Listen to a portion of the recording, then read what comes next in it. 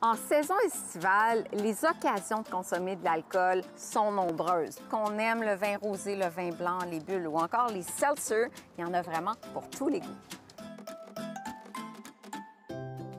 D'abord, dans le vin, d'où viennent les calories?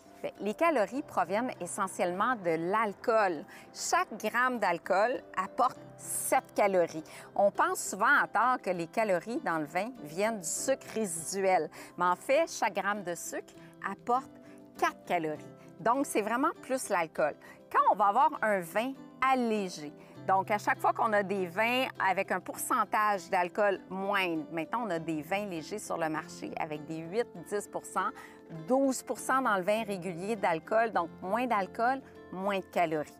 Qu'en est-il du sucre résiduel? En fait, on trouve à la SAQ la teneur en sucre par type de produit. Par exemple, un vin sec va avoir en deçà de 4 grammes de sucre résiduel par litre. Mais là, c'est par litre. Puis une bouteille, c'est 750 millilitres. Donc, si je ramène, en fait, cette teneur-là en sucre dans mon verre de vin de 5 onces, même le vin le plus sucré, je pense au rouge californien, gorgé de soleil, donc qui vont générer beaucoup d'alcool, bien, à ce moment-là, on va avoir beaucoup de sucre également.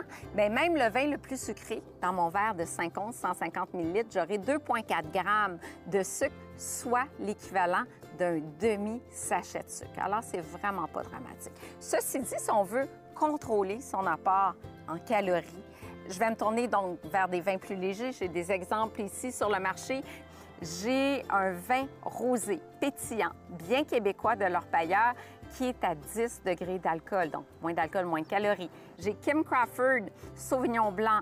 C'est le vin le plus léger que j'ai trouvé à la SAQ. C'est un vin à 7 d'alcool. J'ai des vins d'épicerie également. J'ai le Svelte, ici, moins calorique, parce que j'ai 8 d'alcool, au lieu pour les vins réguliers d'avoir 12 degrés et plus.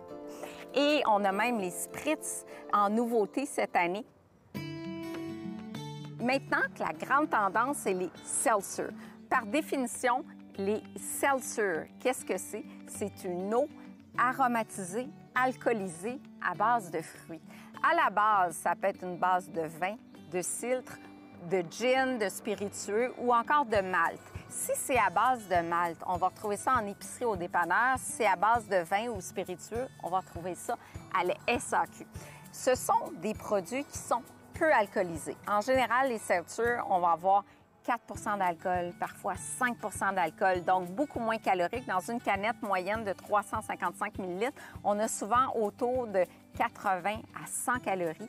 Et côté sucre, 1 gramme, parfois 0 gramme, parfois 3-4 grammes de sucre, mais pas plus que ça. Donc, on va combiner peu de sucre, peu d'alcool et on obtient une canette qui est rafraîchissante et qui apporte peu de calories, peu de sucre. Il y a plusieurs marques québécoises sur le marché. Je les ai représentées ici. Ou on peut, ici, c'est un produit canadien si on aime plus la version salée que sucrée.